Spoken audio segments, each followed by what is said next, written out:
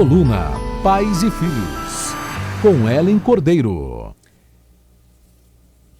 Já está comigo aqui Ellen Cordeiro, sempre uma satisfação recebê-la, e sempre ela vem com conselhos muito importantes para essa relação tão conflituosa, mas também tão fascinante, né, Ellen? Seja bem-vinda mais uma vez. Muito obrigada. Quase congelando. Quase congelando, porque como uma legítima capixaba, para quem não sabe, eu vim do Espírito Santo, né? Em temperaturas amenas, eu venho aqui para experimentar temperaturas abaixo de 10 graus. Qual foi a temperatura mais baixa que você deve ter enfrentado lá no Espírito Santo? Acho que 17. Eu tenho visto na TV, nos telejornais, os apresentadores e os repórteres cheios de casaco lá em São Paulo, mas eles estão com 16 graus. Para nós é fichinha, né? Para você ter ideia, eu não tinha, gente, esse tipo de roupa assim, com gola. Isso não fazia parte do meu guarda-roupa. Cachecol, não tinha. Teve que ir se adaptando. Fui me adaptando. Mas eu tenho a impressão, Ellen, que esse é o inverno mais rigoroso dos últimos tempos, porque a gente começou o inverno com temperatura bem baixa e não tem um dia que tenhamos trégua, né? E tá me fazendo lembrar o inverno de quando eu cheguei aqui, no ano de 2011, né? Foi o ano que eu cheguei. Eu fiquei impactada, gente, porque o lixo congelou.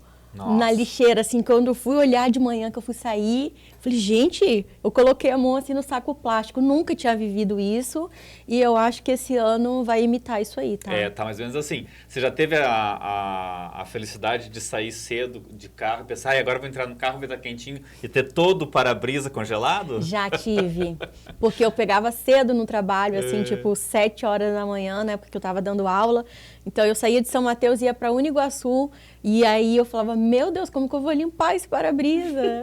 E aí tem toda uma técnica, né? Não pode jogar água muito quente, pode trincar, diz que pode trincar. A água gelada, ela ajuda, mas demora um pouquinho, né? Sim. Enfim, tem as técnicas. Até é bom trazer alguém para ensinar essas técnicas aqui. Legal. Mas o assunto não é esse, hoje com a Ellen não. A Ellen, claro, vai falar de pais e filhos. Teve uma reportagem do Estadão que eu compartilhei com a Ellen. Ela disse, vamos falar sobre esse assunto que é bacana mesmo, né? É uma pesquisa que foi feita, né? Foi em Harvard, né? É por Harvard, pela Universidade de Harvard, e que mostra que conversar com o bebê muda o cérebro da criança. E a gente vai entender melhor isso com a Ellen, porque a Ellen concorda com isso, né, Ellen? Eu concordo, gente, em todos os quesitos, até quando a gente viu essa matéria, eu fui procurar outros artigos científicos que trazem essa contextualização pra gente, né?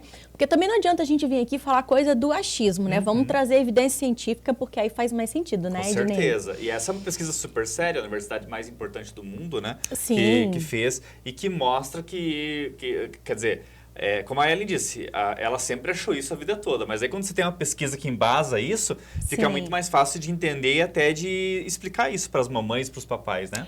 Com certeza, porque eu acho que a habilidade básica desse processo é realmente o hábito que todos nós, seres humanos, precisamos exercer na nossa vida para a gente ter uma vida durante toda a vida, né? Então, a gente começa aprendendo os hábitos de infância e o bebê, o primeiro hábito que a gente tem é acolher e ensinar a mamar, né? Então, isso aí, o bebê vai aprendendo a mamar, os pais vão desenvolvendo a habilidade de cuidar da criança, limpar, dar banho.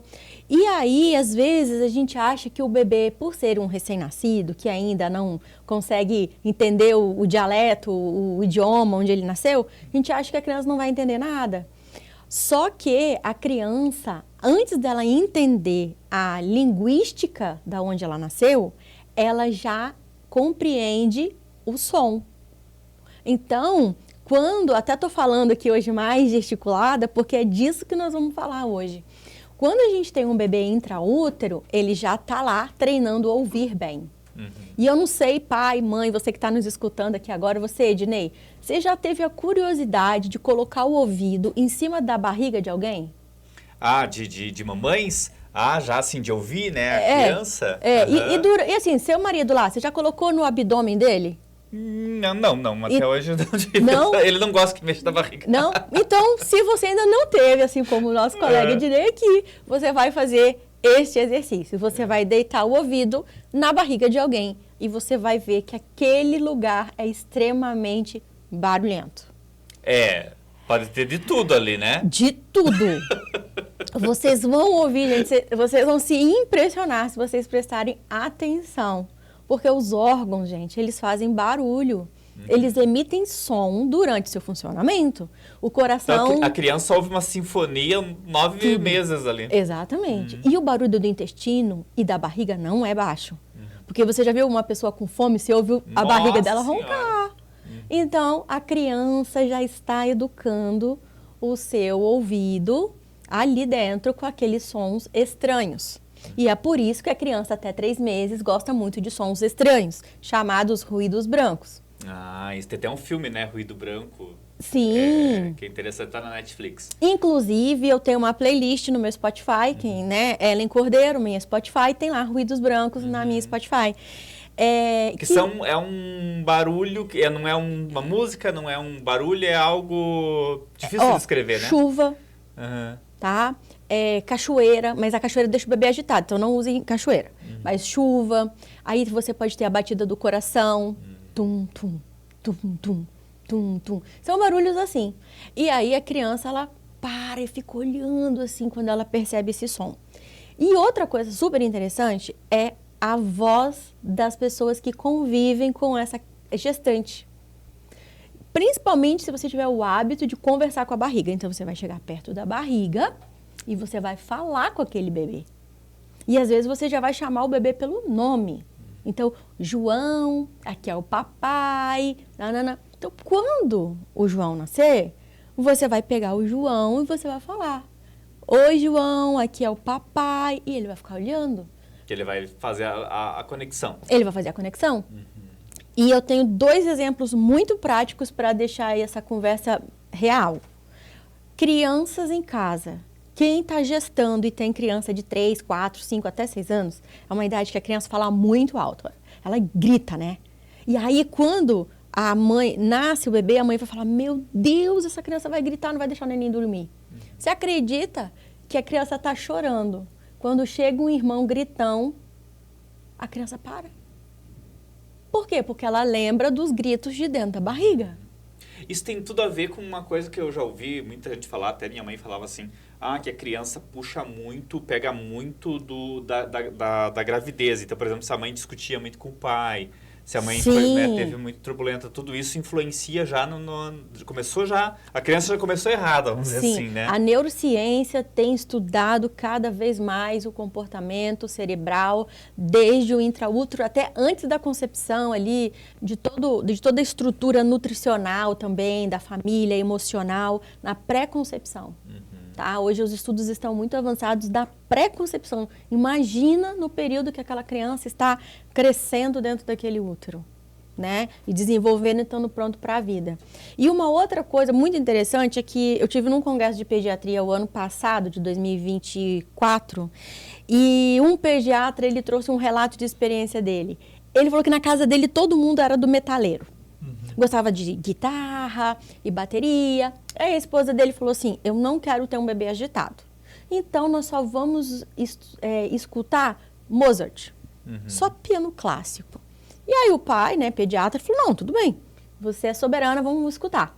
E aí diz ele que quando a criança tinha mais ou menos uns 5 anos, eles foram arrumar a casa. E naquela época ainda era aquele CDzinho que a gente usou muito, mas tem muita gente que vai estar nos escutando que nem sabe o que é. Sabe o que é. Era tipo um Walkman, que você colocava o CD lá dentro e carregava aquele disquinho, né? Hoje a gente tem muitos outros acessos. E aí eles acharam aquele CD e colocaram a música para tocar, porque estavam querendo saber o que eram aqueles CDs. A criança de 5 anos parou tudo o que estava fazendo e parou na frente da caixa de som. E aí o pai e a mãe se emocionaram. Ele contou isso no congresso como pediatra. Ele falou que o filho falou, papai, que música é essa? Eu amo essa música. A memória afetiva dele. E ele falou que depois que o neném nasceu, eles nunca mais tinham escutado. E ele falou, isso foi prova para mim, que eu era bem cético. Eu achava que não tinha muita coisa. E hoje eu vivi isso. E o meu filho até hoje gosta de música clássica, ou seja, ele veio totalmente fora do padrão da família.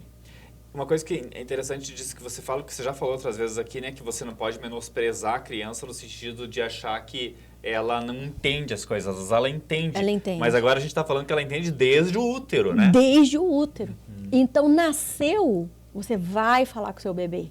E você vai falar sons claros, você vai gesticular, porque é isso aí que vai impactar na vida dele ali na primeira infância. A criança vai ver uma família que, em vez de falar assim, ó, tudo bom, Ednei? Tá tudo certo, né? Imagina você como jornalista dando uma notícia sem abrir a boca. Entendeu? Não tem como. Não tem. Então você tem que articular para a criança poder realmente captar uma boa linguística, um bom desenvolvimento oral, para que ela tenha mais desenvoltura, que é isso que o artigo traz. Que a criança que consegue dialogar com os pais, né? Os pais que conseguem fazer isso, essa criança ela tem muito mais facilidade de se comportar, de falar, de se comunicar, né? Porque a comunicação é além da fala. Tudo isso vai trazer um impacto muito positivo na vida dessa criança. E como você diz, a vida inteira, esse impacto é para a vida toda, né? Sim, é para a vida toda. E o estudo ainda traz uma alteração de QI, né? Que é o desenvolvimento para habilidades que essa criança desenvolve. Ele fala ali, inclusive, que eles fizeram testes de QI aos 3 anos, mas o melhor desempenho escolar dessas crianças que tiveram, passando por esse estudo, o pico foi aos 9 e 10 anos. Então, ou seja, eles já viram que com 3 anos essa criança já apresentava resultados, mas foi com 10 anos que a gente percebeu que eles tinham mais desenvoltura e mais articulação de fala. Né? Muito provavelmente do fruto de toda essa trajetória, digamos assim. Exatamente. E outra coisa que o estudo mencionou, que eu acho que é um ponto alto, né, da evidência desse artigo, é o quê? Que eles não pegaram simplesmente famílias de classe média alta. Eles colocaram num grupo famílias de todas as classes sociais. E o resultado, ele foi apresentado na mesma proporção em todas as classes. Ou seja, crianças com baixa classe social também tiveram uma excelente desenvoltura na escola, através da fala e do entendimento. Porque se você fala bem, você presta atenção, entendeu? Você está prestando atenção no que eu estou falando, aí o professor vai falar, você vai ter o hábito de prestar atenção e você consegue capturar muito mais das informações. Se precisar, vamos dar algumas dicas aí para os papais, para as mamães que estão nos ouvindo, nos assistindo. Vamos lá. O Ellen, que tipo de conversa a gente tem que ter com o bebê na barriga? Papai e mamãe. Uma conversa clara, sem muita informação, né? Mas, por exemplo, eu vou me apresentar. Oi, meu filho. Oi, João. O papai chegou, entendeu? Já estou com saudade. Palavras de carinho. Palavras de carinho, de conexão, de envolvimento, né? Ou seja, ele vai transmitir uma informação para aquela criança, para aquela criança poder começar a absorver pequenos vocabulários. Aí, nascida a criança, Ellen, aí a gente começa já a falar de educação, né? De educação. E aí, nesse sentido, por exemplo, birra, gritaria, que não se justifica pela dor, tudo isso, daí já começa a se transformar num desafio que a gente já falou até em outros programas, né? Exatamente. E hoje a gente vê de uma educação muito mais educativa, de conversa, do que de punição, né? A gente veio de uma educação punitiva e a gente vive hoje numa educação mais oral, mais linguística, mais de conversa. Do diálogo. Né? Então, hoje a gente percebe isso e para que a gente consiga desenvolver essa habilidade, porque isso é aprendido, eu tenho que aprender e você também, a gente começa a treinar com o bebê. E uma outra coisa é que mexer no corpo de alguém sempre é uma agressão. E a criança, ela não sabe se defender. Então, quando você for cuidar do bebê, você vai falar, mamãe vai trocar a fralda. Olha, eu vou passar um lencinho aqui quentinho para limpar o seu xixi. Que ela vai entendendo. E ela vai prestando atenção. E é nessa hora que ela já vem assimilando. Então, que às vezes tem pais que não conseguem conversar com seus filhos, que têm vergonha de dialogar, que só sabe fazer pergunta, tudo bem? Seu dia tá bem? Você tá bem? Tirou nota boa? Não tem diálogo. E a gente ainda vive isso. Mas se você não tiver esse diálogo lá na infância, não adianta achar que vai ter na adolescência, que é a pior fase de todas, né? Que a criança vira até um dos aspectos que você colocou ali, né? Impactos da adolescência. Claro, ou seja, se você vive uma criança que conversa com o pai e mãe, com o avô, com o tio, com o professor desde pequeno, é claro que ele vai estar mais aberto para te escutar na fase mais difícil do diálogo, que é a adolescência, né? Tem que cuidar para esse vínculo não se desmontar ali em algum... É. Porque muitos pais perdem esse fio da meada e não sabem mais onde que perderam. Sim. E não sabem onde catar esse fio, né? Olha, gente, eu vou falar uma coisa para você. Tudo que é hábito não é fácil, tá? Não é fácil. Se você hoje fala assim, eu vou pegar o hábito de tomar 3 litros de água por dia. Se você não tiver uma rotina ou algo que te lembre, você não consegue estabelecer. Iniciar um exercício físico depois de um sedentarismo. Então é isso. É só entender que o ser humano precisa ter paciência e desejo de estabelecer bons hábitos. E conversar com os filhos é um excelente hábito. Eu acho que ele é não só necessário, ele é obrigatório. Na minha visão, né?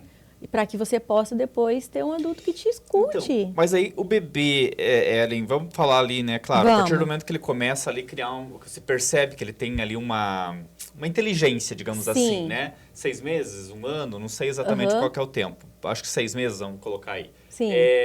Aquela conversa do Gugu Dadá, meu bebezinho, isso daí é ruim ou é bom?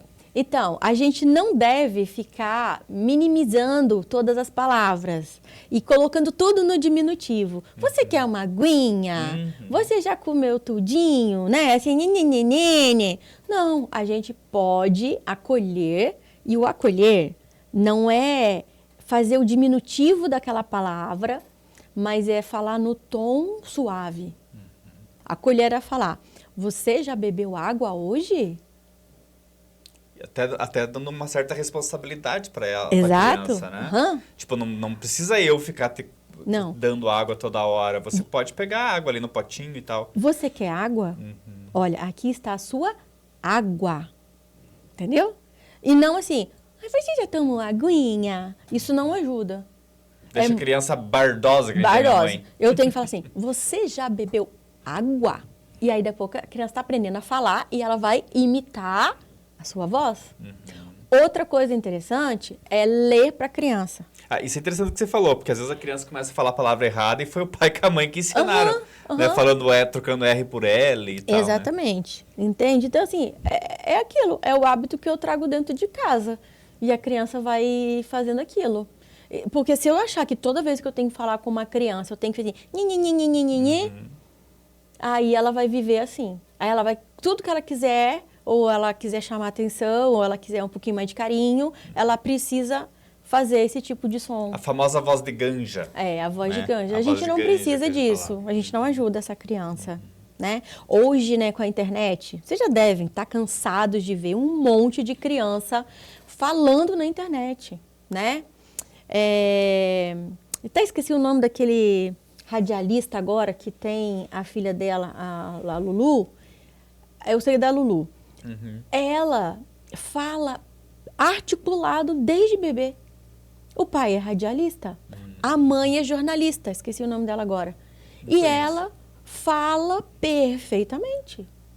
Né? Todo mundo fala até que ela está meio enjoada agora na internet, mas ela é uma graça. Influência dos pais, provavelmente. Influência dos pais, entendeu? Como eles tratam ela em casa. Sim. Olha, a Ana Paula está dizendo aqui, boa noite, Dinei, para a doutora. Uma dúvida, a criança quando está na barriga conversando com o bebê, eles também podem sentir a raiva da mamãe? Isso pode mudar no desenvolvimento da criança futuramente, das conversas de raiva? Quer dizer, a criança pode se sentir, acho que a Ana está querendo dizer aqui, né? Sentir que não está confortável, né? Com aquela mãe, né? E aí, Ana Paula, eu vou completar a sua pergunta da seguinte forma. Quando você está com raiva, não é só a sua voz que transmite isso. É o que você está sentindo. Então, os hormônios, todas as suas questões, as suas emoções ali, é claro, você passa uma sobrecarga que vai alcançar aquela criança. Tanto é que a gente falou aqui de... Quer dizer, o sentimento da mãe passa para a criança. Exatamente. Porque não é só o tom da voz da raiva, né? É tudo, muda tudo ali. E tem tantas mulheres que sofrem, né? Por exemplo, eu acho que o maior sofrimento é o abandono, né? Porque às vezes ela engravida por acidente de um namorado, aí ela passa essa informação pro namorado e ele, como eu sempre digo, né? Ele aborta indo embora, né? Sim. A mulher tem todo um trauma, né? Se ela quiser Sim. abortar, né? Mas o homem aborta só dando pé, né? Só sumir. Ele vai embora e acabou. Uhum. E né? aí aquela mulher sofre porque tá sozinha, tá vulnerável, tá desamparada. Sim. E sente raiva, e sente abandono, né? Sim, mas aí, independente do que aconteceu, você, mãe, tem a oportunidade de resgatar quando seu filho nascer. Entendeu? A gente não precisa... eu gosto muito que a minha terapeuta ela fala uma coisa bem interessante para mim. A gente não vai justificar as nossas falhas com coisas que aconteceram lá atrás. Né? A gente sabe que pode ter influenciado. Então, se a gente sabe que pode ter influenciado, o que nós vamos fazer? Nós vamos tentar resolver aquilo. Né? E não usar aquilo como um amuleto, como uma desculpa. Acho que a primeira conversa que tem que ter nesse caso é realmente, nossa, seu pai te abandonou mesmo, não tem que ficar dourando a pílula, porque daqui a pouco aquela criança vai dizer, você não deixou eu conhecer meu pai, você que é a bruxa da história. A partir do momento que a criança começar a entender, isso é viável. Só que no momento do nascimento, você não precisa falar mal do pai, você pode falar o quê? A mamãe tá aqui. Uhum. E a mamãe tá aqui. Eu sou aqui para tudo que você precisar. A vovó vai tomar conta? A vovó tá aqui. Entendeu? Então, assim, o diálogo, ele é individual. Todo mundo que quer se apresentar para aquela criança vai conversar com ela. E também pode ser que, de repente, o pai queira conhecer depois de, né? Enfim, Sim. Tudo isso é uma questão daí dela com o pai. A Eliane também está dando parabéns, querida amiga Ednei, que ótima essa entrevista da Ellen. E olha que eu, por escolha, nunca fui mãe, mas amo saber. Parabéns pela maneira dela explicar. Perfeito. Que legal, Que bom, né? fico muito feliz. Nós estamos já com o nosso tempo esgotado, mas eu vou deixar espaço para você, claro, encerrar o assunto, porque é bem interessante mesmo. E aí o que fica aqui, né, desse nosso bate-papo acolham os seus filhos, os seus parentes, desde o momento que ele está ainda dentro do útero. Não tenha vergonha de comunicar com a barriga, porque logo depois esse bebê vai estar no seu colo. E quando ele estiver perto de você, que você coloque um pouquinho daquilo que a gente falou, use o teu tom de voz mais acolhedor e transmita uma informação real, né, com as palavras mais completas possível para essa criança. Não precisa se minimizar para poder conquistar uma criança. Ótimo conselho. Ellen, teu arroba para o pessoal que quer te seguir. @Ellen Cordeiro, amamentação, Ellen com H e 2 L's, tá? Vai ser um prazer encontrar vocês lá. Com certeza. Obrigado, Ellen, mais uma vez. Mês que vem ela está de volta. Todo mês tem Coluna Pais e Filhos.